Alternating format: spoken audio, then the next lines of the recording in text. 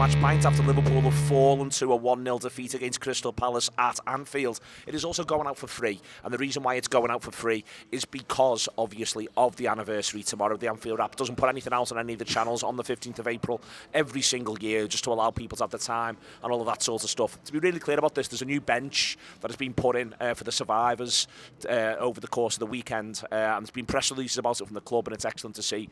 It's excellent to see the purpose of it. The big thing about tomorrow in general, today, the time around, the anniversary, is that everyone's got a duty of care to one another, and so on and so forth. So it's important to remember that a little bit, really, and let people go at their own pace right the way across the piece.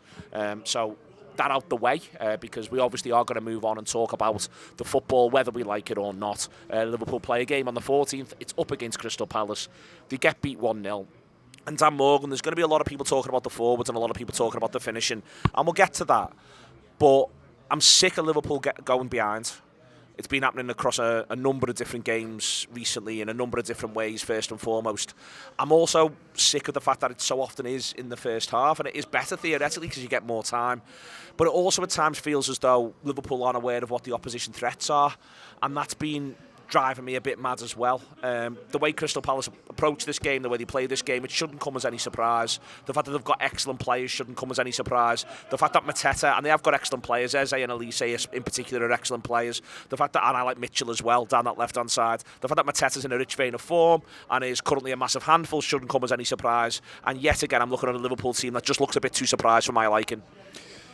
Yeah, I think you can timestamp the goals as well, because it just seems to be around the 15-minute mark. I know Atalanta's a little bit later the other night, but yeah, it's a bit Sunday League, isn't it? It's a bit like you turn up and you go, God, their centre forward's big, isn't he? Big lad. What are we going to do about him? Go knock our lad out of bed. He's been on the air last night, but we need him. He plays centre half. So, all joking aside, to me, I think it's the first time that I've looked at us all season. We just look like we're not training. And what I mean by that is we look like we're not properly training on structure, on drills, on patterns of play, on set pieces. It looks like the first time this season that we're sort of plugging in and playing like we're a covering game. Obviously they'll be doing analysis and stuff, but yeah, I take your point massively that if you're not gonna start quick, then don't compound that by going a goal down, because that just makes everyone's life harder, and it's such a tired conversation, this, because we keep doing it and we're doing it at the business end now, but it's part of a bigger thing for me, which is that ultimately we look a bit knackered in places, and also we just look like, for me, massively, we're really, really anxious and pensive.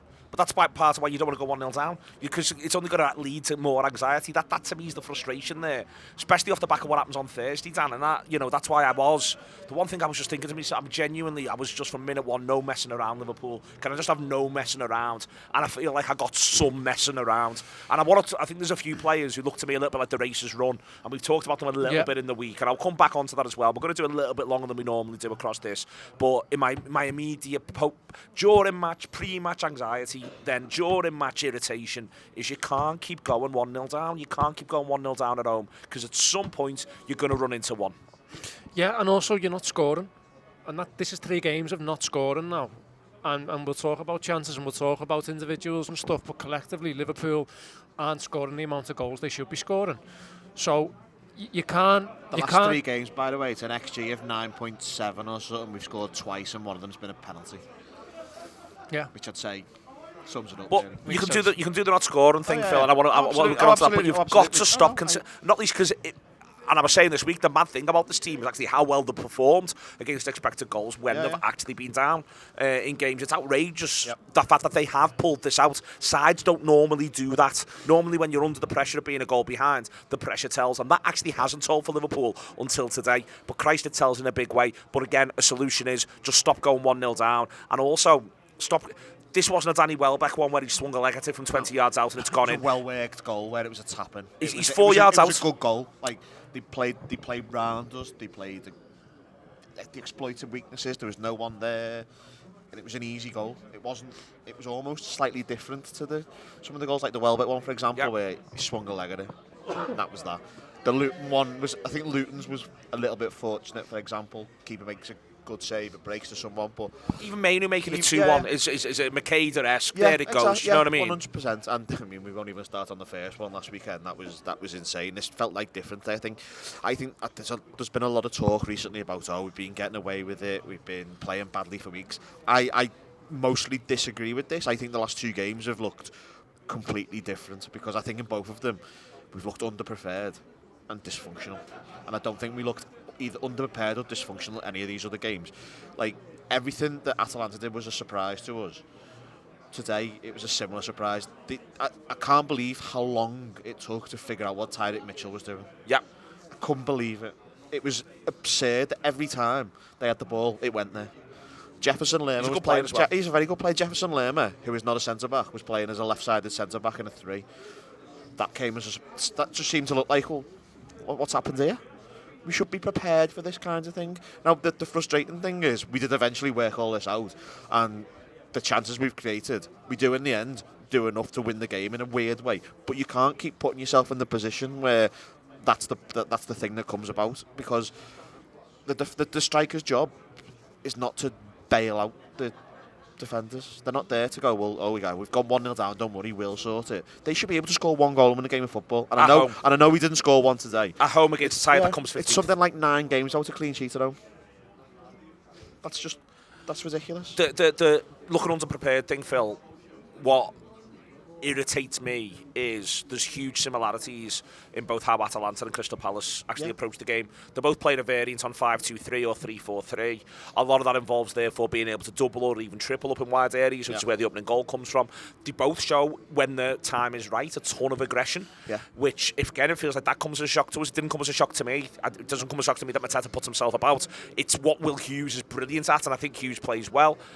To your point there, flip side of that is they've got a full-back playing one side of Anderson, they've got a midfielder playing the other side of Anderson, but what that means is that they're going to want to snap in. Again, they're going to show that aggression. Thought Anderson was brilliant, by the way, over the course of the 90 minutes. It's a tremendous performance from him.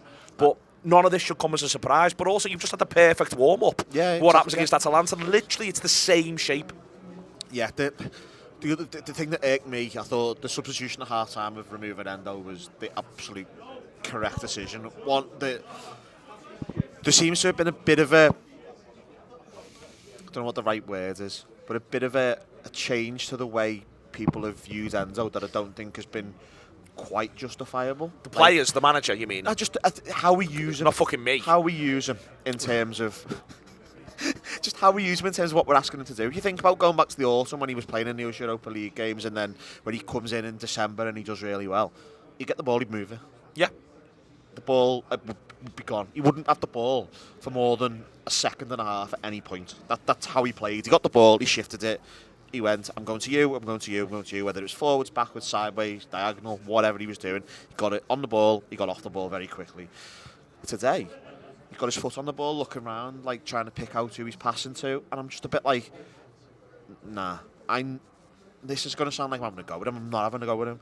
It's a horse for a course. His course is not putting your foot on the ball and trying to ping passes. There was once when he pinged a ball 50 yards. Like, I think it looked like he was going to ping a ball 50 yards to the right back. And I'm like, I don't even want you to look at that pass. Yep. I'm not interested in you looking at that pass. So I don't really understand how we've got from this position where what we're asking him to do has completely changed. It just feels a bit like something's gone a bit wrong somewhere, and just an example of what's gone. Just looking a bit dysfunctional. Yeah. And that's doing things that we're not doing the things that got us into the position we've got ourselves into. Yeah, it's that's the looking completely dysfunctional point, and I think that's there all the way through the first half. I think in the second half they make, like, I quite like, there's 3 or 4 times when McAllister just hoists it, and I'm fine with that. Bypass it, have them turn round, concern them, rattle them, get it then back up the other end of the pitch and go from there. I'm absolutely fine with Liverpool doing that in football matches. They weren't doing enough for the first half for me.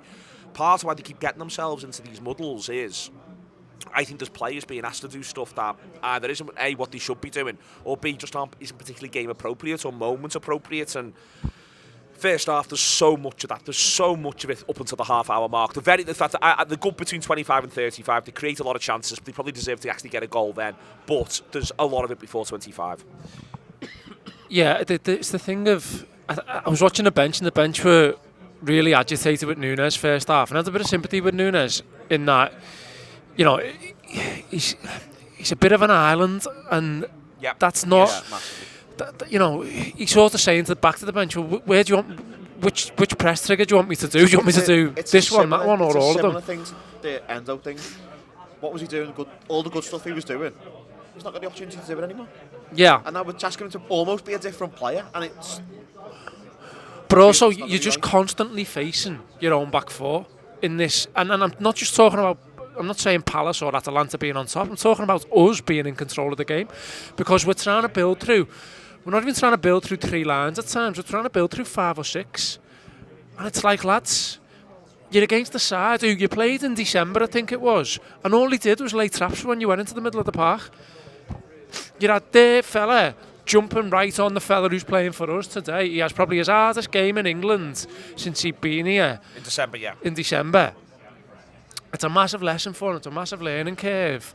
Like, that's going to happen again. It's back to your point of, like, this shouldn't be a surprise to anyone. This isn't rocking up on a Sunday morning and seeing players you've never seen before. We're playing through the middle. They've got Elise who wants to come narrow. They've got Eze who wants to come narrow. They've got Mateta, and then they've got the midfield too. And I think we think to ourselves, well, if we're 4-3-3, we've got an extra man. But the truth of it is that the players I've just listed, their operators are 5, and they squeeze and press. So we're then playing through, and then what we're trying to do is we're trying to say to Jones or McAllister, you get away. Say to the fullback, you get away. I think there's something in the non-use of Bradley I want to come back to. But we're almost going, you get away. We're saying to Núñez, you get away, but then he always ends up having to turn around and face. And you're in this situation where all of a sudden we're saying we're acting like we're going to outman you in the middle of the park, and the truth of it is that they're almost playing 3, 4 or 5 onto 2. Yeah, and I wouldn't be surprised. So I wouldn't be surprised if we treated both of these sides and their setups the same, Atalanta and Palace. Yep. But one of the things we were doing the other night, or we're trying to do massively, was use underlapping fullbacks.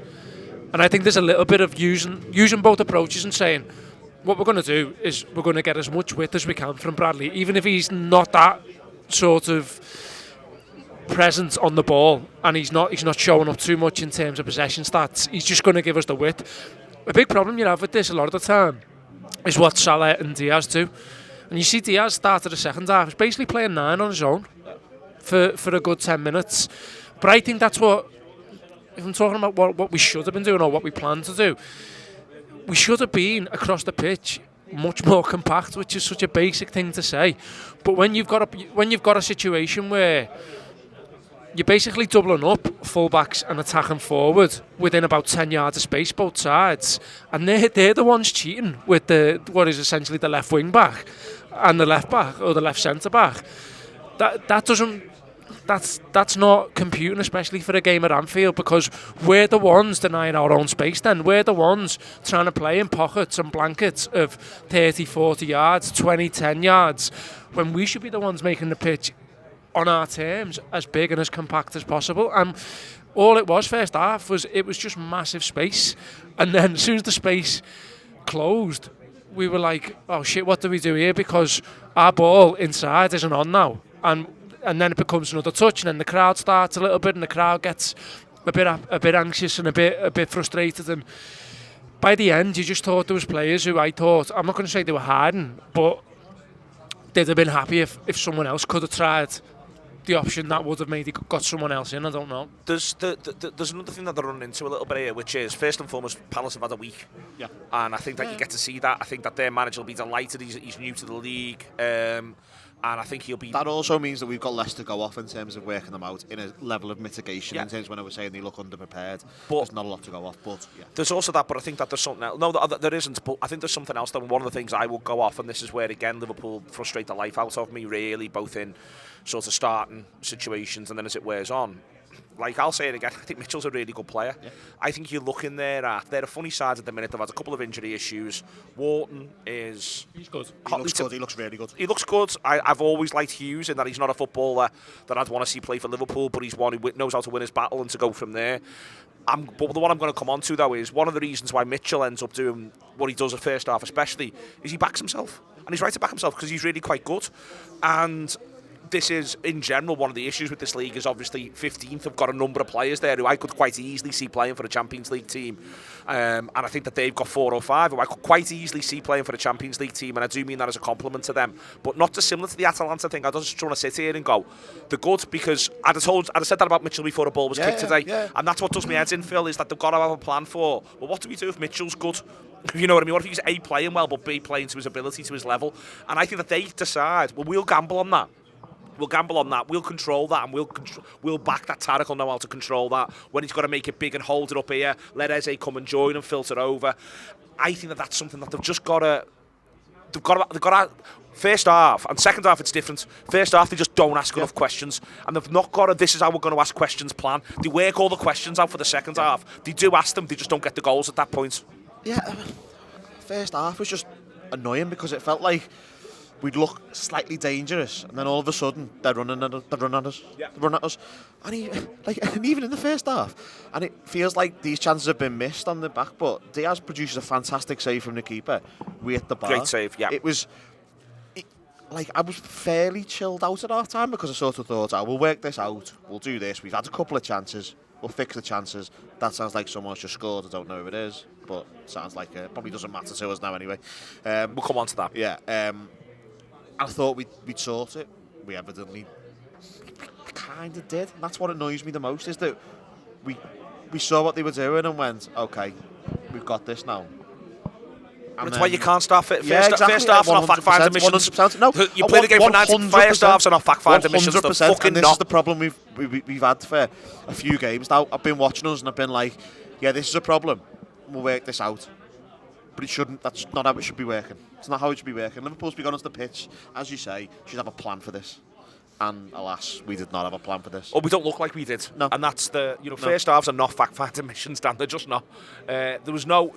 I didn't find that me watching it as a bell end, did not find a thing out from the first half, as I say, that I wouldn't have said to you beforehand. With the way they play, it is 5-2-3, the way they approach it, the way they use Eze, the way they use Elise, the way in which they were using Mitchell, the quality of Mitchell. The one I was mildly surprised by to see in person for the first time was Munoz, who I think looked like a really good right wing back. Couldn't take a throw in though, that was doing my head in. Every single throw in he took was a foul throw. Done me absolute head in. So Bosley did too as well. That's fair. I mean, I thought the referee was creative at times, but he certainly wasn't creative with his addition of time on. No, 7 minutes to the end is a genuine disgrace. When Curtis Jones missed that one-on-one, right? There was no football for over 3 minutes. Yeah, no, I was so trying how did we get 7? Because Conor Bradley was down for 2.5, 3 as well. In my head, I was going. I was gambling between 11 and 30. Yeah, that's where I thought we were getting. And there'll be someone who listens to this and goes, "Well, that was obviously the key reason it wasn't." Every time you say something about this, someone goes, "Well, that wasn't why we lost," or "Well, we didn't look like scoring anyway." I don't care about that. I paid to watch a football match. I want the football match to be as long as it should have been. Also, I'd have enjoyed the torture. Longer, could have dragged it out. Got what we fucking deserved. Leave me in that rack longer. They've got. I'll keep coming back to it because freezing here, by the way. It's so cold. So cold. So cold. Henry, start a fire, will you? So cold. Henry's wearing fucking shorts. Fire, lad. Henry's wearing shorts, and Joe looks like he's ready to climb Snowdon. It's the yin and yang of the scenario is happening right in front of our very eyes, and I'm just saying George's got it right. Henry on the sets that bench on fire, though. He's nailed it if we get that bench set on fire. It is. I'm 2 minutes away from getting in your nook. Just a little bit content. Yeah, just get yourself in there. Get the warmth on. They've got. We'll move on to the second half because I can't keep slaughtering the first. They do well to create what they create. Everyone will talk about the numbers after the fact, but there's even numbers there that aren't in there. Like Jones doesn't get a shot away when it's just there for him to knock it in, which would be down as a really high value chance. It felt to me, I'm not going to say the one-on-one killed it because they had other opportunities, but it felt to me like we'd all been building to the one-on-one, Dan. And I'm not here to criticise today players who we praised yesterday. You know what I mean? I'm not here to hang anyone out to dry, full stop, to be honest with you.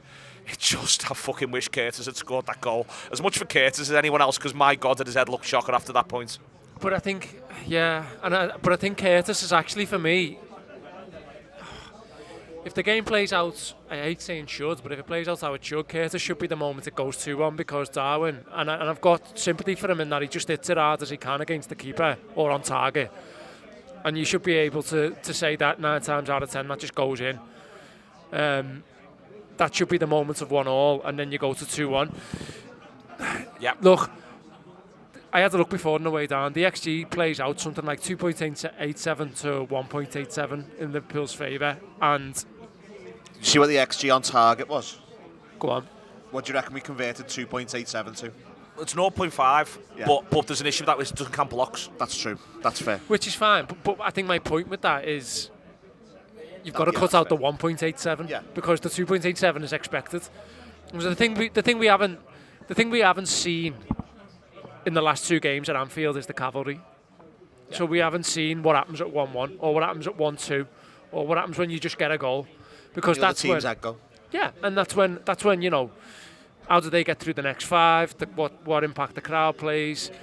For whatever reason, they've just been managed to ride it. But it comes back to your thing at the very start of the show: is you just don't put yourself in that position in the first place. Then I was trying to think then when you were talking, like, what's been our best first half of the season, at home or away? I don't know. I can't really think. I think it's possibly Brentford. Yeah. They have to ride a little bit of Brentford. Villa was very good. Villa, very good. September. Yeah, September, yeah. September. It's good. We're thinking September. That's it. Brentford's February. That's where you want to be, innit? But I was thinking, you know, you're talking about game states and what we don't see and everything else. They were good in the final first half. When was the last time at Anfield we went into the last 10 of a game 0-0, needing a goal? You know, and that's the thing of, okay, you mightn't have been able to put your chances away, but you've got to a point where it only takes one moment and you can win the game 1-0 and that'll be fine and you can go from there. And they've just left themselves a mountain, like, you know, metaphorically and literally they've left themselves a mountain to climb, and that is... Go with George. That might be one too many. I'm tempted to just take his Berghaus off him. Just like insist. I might just get up and take it off him. There might be some You can go inside and we can the have camera might shake a bit. Yeah. But there are chances second half. The Jota one again. The Jota one won't count, blocked, so it doesn't count in that post. And it's really important, you know, if we're going to use the numbers, let's use them right. Fair. That's absolutely fair. But still, I mean, the point is that the Jota one shouldn't be blocked. There's no goalkeeper. He can pick where he's going to put it. He puts it where he puts it.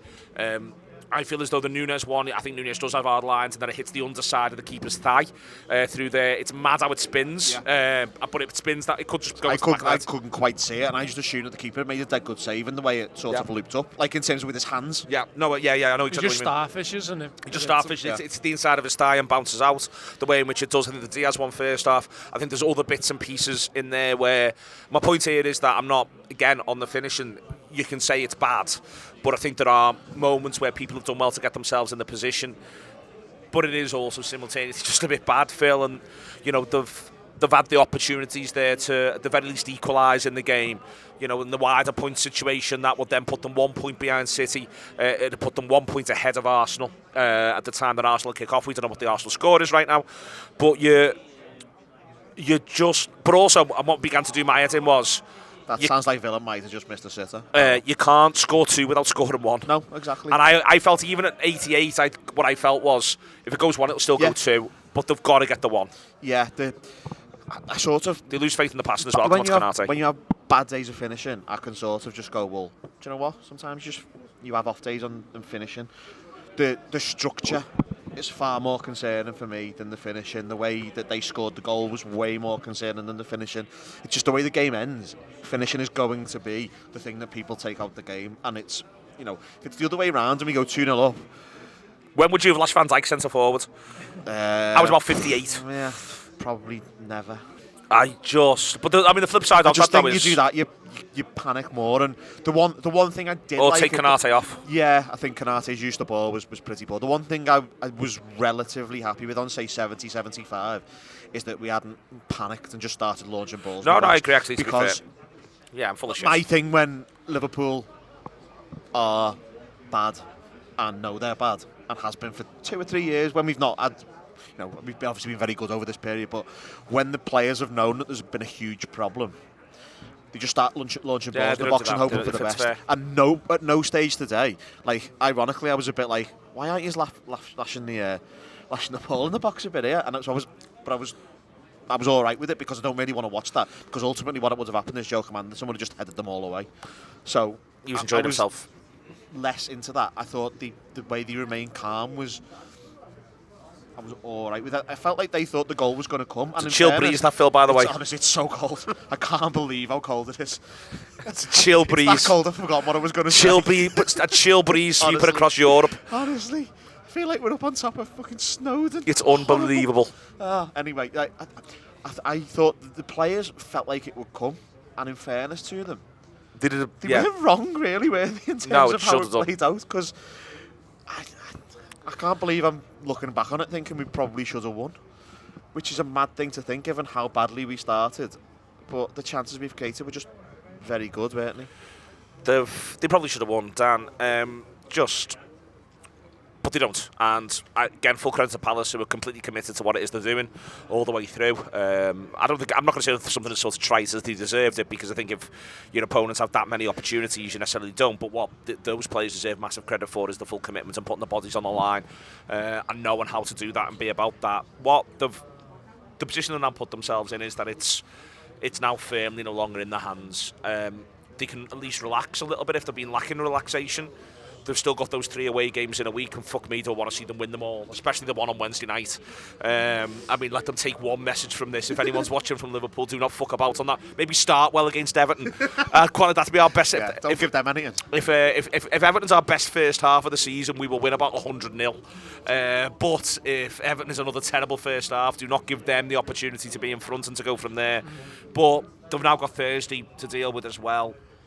For me, Thursday again, the pressure's off in a way. They have just got to relax. They have just got to play the football, but they've just also got to have a better way of looking at the first 30, first 45 of these matches. They've got to. Yeah, they've got to. I mean, I'm quite happy the next few games are away, because I just don't think it helped anyone being in there today. No, there was a lot of edginess and nervousness and anxiety. And I understand it, because, we're about to go through a really traumatic emotional experience of losing this fella, and we all wanted the fairy tale, and we want it so badly that it's actually it's emanating from the stands a little bit. And I thought the atmosphere was good today. I thought they were behind them. I thought they were positive. I thought they got a bit frustrated and anxious collectively, but I just think it might help them being away from home, to be honest, the next few weeks. And I think for me, look, I think the manager has had a very good season. I think he's having a bad April. Again, I had question marks over the side he went with today. I think McAllister looks shot. He looks like he needs a break.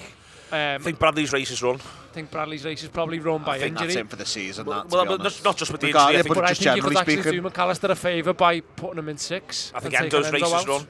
And I think I'm just trying to get legs around him. I think you could just do McAllister a bit of a favour. But if we're talking about, again, being prepared, what was our plan for Nathaniel Klein today? Because that was our way home. Yeah. And we got nowhere near the first half. What are we doing there? We're doing McAllister. They know as well. They don't need to sit down and work out Nathaniel Klein. There's a strong argument also just put Nunez on him. Yeah. That's what they were doing a bit of. But anyway, go on. But I think my point is more that the idea of it's management from a point of view of who can we fit in this position, who is fresher than this place, who's in a red zone, and who can we get in who's in a green/amber zone. It's that type of thing. And I think he's actually, quietly, I think he's got one of the biggest challenges in his managerial career coming up at the point in which he's about to leave probably the biggest job of his managerial career. I think he's got one of the biggest few weeks in management, in work, in his career that he's ever had, really. And once I get down from this mountain, I might think a little bit differently about that. But ultimately, I love the man. I absolutely love him to bits, and I'm going to be devastated when he goes. I love him that much. I've just written a fucking book on him. But I think he's had a bad April, and I think he's had a great season. But I think to be honest, I think what he planned was Fulham was the point in which he went up a gear, and the accelerator went down. Thank you. Are you going to do the hack? Best have 2. Best have 2 here. I think Fulham was the moment. Doing them up like Phyllis on Corrie. I think Fulham was the moment in his calendar. That's definitely the first time she's been mentioned on here, by the way.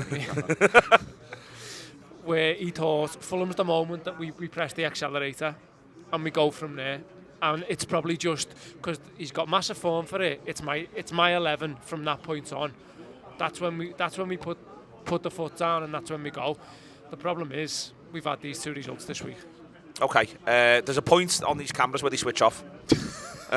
So we need to just, I'll just be honest with you. Otherwise, we do a little bit more for you. But that's cathartic for me, by the way. Oh, it's just like, well, we'll keep going a teeny little bit longer. It just went there for a split second. Guinness is now blowing over. That's literally how windy it is. That's how windy it is. No. Just dead quick. I thought Trent did pretty well, given the fact that it's his first time back. Yeah. Look, I mean, you've got to then manage that next time out. I thought Gakpo did well again. Gakpo looked good, yeah. Yeah, looked really, really sharp. In terms of, I don't think his race is run, but I wouldn't mind a little bit of Nunez from the bench for the next couple of games. That might actually help him a little bit. I'm happy to change things up a bit and freshen. And the opportunities there with Gakpo. And Jota, and to Dan's point, that might have been his plan anyway, but I think it's now time to action that one. It feels like he might have ridden Diaz and Nunez the last few weeks because he knew the 2 of them were coming back. I think that might be a thing. And yeah, that's possible. Yeah. Okay. Anything else? Any other business? It's been cathartic, to be honest. I feel you enjoyed better than when we started. We can still win the league. We can. We're unlikely to. Yeah. Ultimately, all it needs is a couple of drop points here and there. That's what it needs, a couple of drop points here and there. The light nearly blew over. The light literally nearly blew over. I'm worried for Henry. I've got a duty of care towards him, do you know what I mean? Honestly, he's got to open the baton soon. It's absolutely insane. He's going to be opening the baton in a couple of weeks, and the weather's like this. At some sort of point, this has got to break. I heard a good story about a cricket club in the area recently, by the way. This is how wet it is. They put a heavy roller on the outfield. It's got stuck in the outfield. They can't move it. So there's a cricket club in the northwest of England with a heavy roller just in the outfield. There you go. It's been post-match Pint. I said at the start why it was out for free. There will be nothing else out tomorrow on the Anfield Wrap. The Pint will be out for free as well. Listen to that by all means. Share, like, if you want to, and go from there. If by the way you've watched this because you support other teams and you want to see us suffer, we're not going anywhere with Liverpool, for God's sake. The only thing that's going to do us in is the weather and the extreme cold. Thank you very much indeed to Phil Blundell. He's leaving this one with pneumonia. Thank you very much indeed to Dan Morgan. He's got the influenza. I've been Neil Atkinson, and I'm going to go and do a COVID test. We'll see you later.